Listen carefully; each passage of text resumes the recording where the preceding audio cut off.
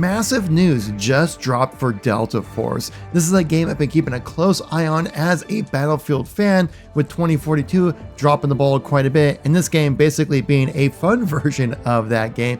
I've been keeping an eye on it, but I've lost interest of it, but I think this next update is going to be the real game changer, where I think it genuinely can compete with the big dog of Battlefield 2025 looming around the corner very soon. With this new seasonal update and finally an announcement of a console release and how early we get a chance to actually play it. But will this content be enough, and can Delta Force pull enough players from the Battlefield franchise to really maintain its audience? Well, make sure you stay tuned throughout the whole video to understand all the details. I recently got this protective sling bag from KevinKoolx, and it's a game changer. Unlike your typical handheld cases, you can actually carry your charger, controllers, power bank, games, and more. Constructed with a durable PU leather, an EVA hard shell, and a 10mm shock absorbing pearl cotton lining. In the bag, I can keep things like my handheld, power bank, USB cables, earbuds. There's even a pocket to hold for a AirTag. And as a content creator, I can even keep one of my tripods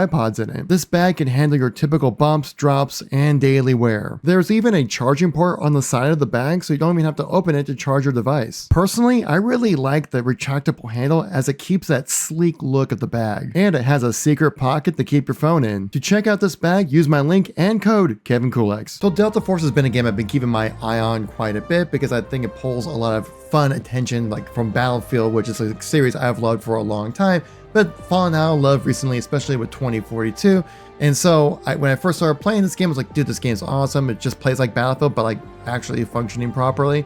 But then the updates were pretty slow and the content that was coming out not so interesting. And I talked about this in my previous video, with the last big update just being the night versions of the same map we've played a million times. And same thing with operations. That's not really like new content. That's just a new time of day, but you're still playing the exact same game. No new game modes, no new maps or anything like that. It just got super stale. And you brought a new character, but that wasn't really exciting. And the campaign release was fun, but nothing really that really made me want to jump back in and continue to play, especially since of how difficult it was and you had to play with a squad of randoms, and well, you can see oftentimes it doesn't lead to great success. But this new update that's coming around is looking to be something really special, because this next season looks to actually bring content to the game, as in actual things you'd want to do here. This next season is called Break. It's releasing on July 9th, coming with a new operation map, a new warfare map. It's bringing swimming and diving to the game as well, 3 new weapons, a new character as expected, but the big thing, like I said earlier, a console release on PlayStation and Xbox. As an Extraction fan, let's talk about the new operation map, Tide Prison, which is supposed to be kind of based off of, say, like Alcatraz from San Francisco. So basically it's kind of like Escape from Alcatraz, but in Delta Force.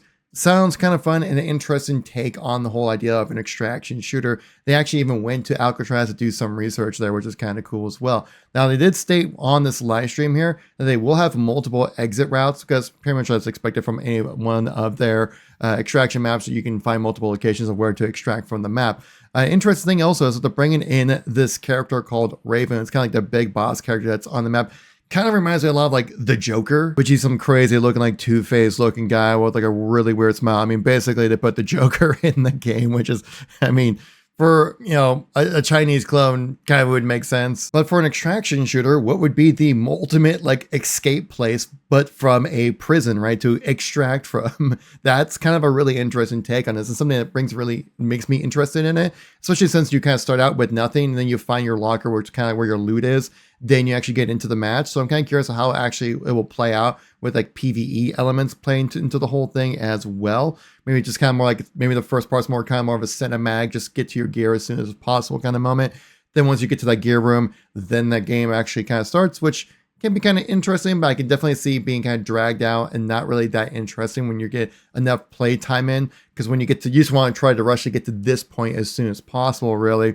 And I can see like, every time you load into this map, you're like, oh, this is gonna be boring. I don't want to deal with like having to punch a bunch of NPCs and run to my gear. Why can't I just spawn into it and just kind of seem like a little bit unnecessary level to just get to where you're going to be playing to anyway. So, I mean, that's gonna be an interesting twist to see how it actually all plays out with this operation things. But just the whole concept of like escaping a prison, I think it's super exciting kind of stuff. Now, an interesting thing that they're adding into this is actually a collection room. It's a room where you can keep all your rare items or things you find within the world. They kind of give them a little purpose so you kind of flex how much you've played, which, I mean, being an extraction shooter, I mean, like the whole half of the appeal is just like collecting all yourself and like, look how good I am kind of thing. An interesting tidbit about this though, within the slash stream, they actually did mention about the solo mode experience, because you do have to team up with a team of three when it comes to playing this game. For me, as someone who plays this game casually, it's kind of tough to find enough people in like an early level type of extraction to be able to play the game at all. They did say that like if enough people show interest, they'll do a solo mode, but currently not in the plans right now, but something they'll be willing to look into, which I think is something that's very necessary. Of course, with a style game like this, that like you have different characters with different abilities, it's something you need to balance. The same kind of problem like Marathon's dealing with, where like people say they want a solo experience, but when you have these different characters with the different balancing aspects to it, it can be very difficult to try to, make sure that it can still be a fun experience playing solo. Like if everyone just plays as like the arrow radar lady, then it's just going to be kind of like, well, everyone's going to be playing like that. It's not going to really be a very fun experience, right? And of course, it's a new season, so they're getting a new character, that new character being Tempest. And this is a very interesting character because they have like this really weird like mobile ability, which I think is going to be a big emphasis on what people can actually do in the game here. One, she has like these retractable cables she can kind of like lock onto the ground and kind of pull herself back. She can swing from them as well. There's like a boost roll kind of ability on top of that. So they really much focus like on movement is the big thing with this character. So if you're kind of a movement demon, something like this could even be extremely useful, say even in the extraction modes where you can just outmaneuver people, especially when the eventual console release where you can break cameras and move past aim assist in a way, which would be really interesting to see what they can actually do with a character like this. But we'll see how it plays out. The one thing I'm a little concerned about when it comes to the Tempest character here is the fact that this Tempest character can, one, pull themselves back and then also have an opportunity to self-revive, which kind of mutes the whole like meta class altogether. So it's gonna be very interesting to see how it really plays out. My expectation of this would that be, it wouldn't be that crazy of an situation where someone can just like self-revive in the middle of a gunfight or pull themselves back in a situation where they're not really supposed to be. Because most of the times with the way the gunplay or gunfights really kind of work out in this game, that you do kind of find yourself just kind of caught in the open, really bad situation, like almost an unrevivable kind of position, unless you're playing the attack defense mode, which is just smoke and chaos everywhere. But the thing that's going to get a lot of people's attention when it comes to this next update for July 9th is going to be the new map Cyclone here. This map actually looks pretty freaking awesome because it kind of reminds me a lot of that Battlefield 4 expansion, that being Naval Strike. This DLC was freaking awesome, by the way. I remember playing this all the time back in the day, and this especially a similar kind of style to this map as well. I mean, again, like this game is just going right at the heart of Battlefield players. Like, hey, remember how good Naval Strike was, guys, back like almost 10 years ago? Well, we're bringing it back with new graphics and all that kind of stuff. So again, this is what I'm saying, like where Delta Force is really going after that Battlefield audience, and how Battlefield's actually, I think, going to have a bit of a tough time pulling players away from this game, at least more international players. Because this map also has like weather events similar to the Battlefield 4 as well, the same type of scale, vehicles, and also just gameplay. And now you can swim in the game, you can swim and dive and all that kind of stuff with new weapons and stuff like that. Like, it's looking pretty good. Like, I'm actually kind of excited for this next update for Delta Force. I'm definitely going to be jumping in and play this. If you guys want to catch the content that's going to be coming out for this release, make sure to follow the channel, guys, subscribe, all that kind of good stuff, But let's get right into that thing I'm sure a lot of people are interested in, the console release. Because this console release was supposed to happen like earlier this year, first quarter, but then got delayed with no announcement about when that delay would happen. At that point, I thought like Delta Force was kind of just DOA at that point. Without a console release for a game like this, it's gonna be very difficult to compete with the eventual release of Battlefield, which we'll talk about later in this video. But now that we know that's coming out on August 9th, but you will get a chance to play this a little bit early. But for more information on this, we do know that yes, it will have a PC and console crossplay. No mobile platform crossplay on that one. Cross-platform progression as well. Of course, with controller support with aim assist, which we'll definitely test out and see how that actually plays, guys. And it's only going to be on the Xbox Series S, X, and then also PlayStation 5. So all the major platforms you expect this kind of game to be released on. So now, like I said earlier, you will get a chance to actually play this game a little bit early on console. That would be happening later to mid to late July. They didn't give an exact date when, but of course, when that date comes around, I'll let you guys know here on the channel. But a console release is massive for this game's success right now, because being tied to only PC right now, where the player count, allegedly, at least on Steam, is looking really good, because there has been a lot of discussion online about people saying that there's actually fake player counts for this game, mainly because a lot of people that are in like the Western side of the world, right, in Europe and also in the US, they've talked about how actually it's been kind of tough to find matches in less popular games.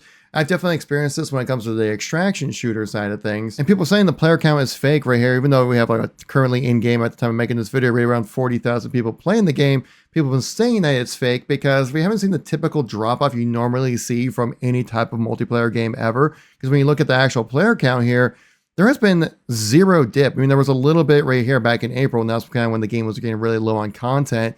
But it's been pretty steady throughout the entirety, and then actually raised up quite a bit with a new level recently within this game. Why is that? Well, it's because if you actually take a closer look at the actual numbers, when you look at the typical peak player count, that usually happens right around like 1 to 2 o'clock UTC. That would be 7 o'clock or 6 o'clock in the morning, West Coast my time, meaning that the majority of the time when the people in the US and Europe are playing, its peak population for me would be right around midnight, maybe around there. It kind of experiences maybe a little bit more like 70 to like 20,000 players at low, which is kind of interesting. So then a lot of people who are playing this game are more like in markets that typically don't buy into like AAA games that have really strong free-to-play kind of experiences. But a console release might just change that for a lot of people out there when it comes to the US and Western Europe player base out there. Because I've definitely come across this as well, where it's actually kind of tough to find matches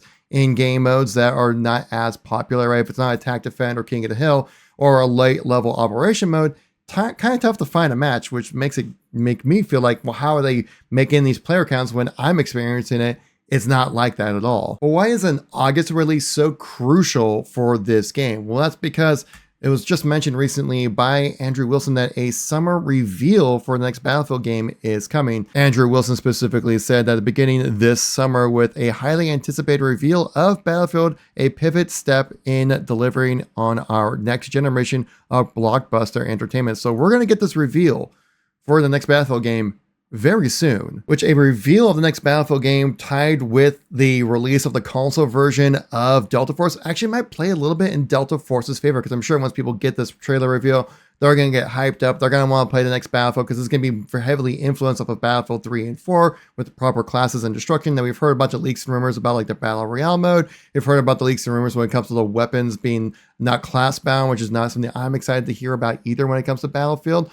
But this actually might play more into Delta Force's benefit right here, where they're actually able to ride that hype of everyone be like, oh my God, Battlefield looks amazing. And you go, oh my gosh, well, a Battlefield clone coming out on console right now, I can play that for free? Let's give that a go. But the true test of Delta Force will be, how does that game perform once the next Battlefield game releases, which has been rumored either the fall of 2025 or beginning third of 2026. Because I'm going to keep it real with you guys on this one. Once the Battlefield game comes out, I don't know if I'm going to be playing much Delta Force. Maybe I will, maybe I won't. Maybe if I don't like the Battlefield game, I'll come back to Delta Force. But I mean, as someone who's been playing Battlefield for over a decade now at this point, that I just don't see myself leaving that franchise completely for Delta Force. Even though Delta Force is free, and it's Battlefield, but it's Battlefield, man. It's Battlefield. It's going to be good, right?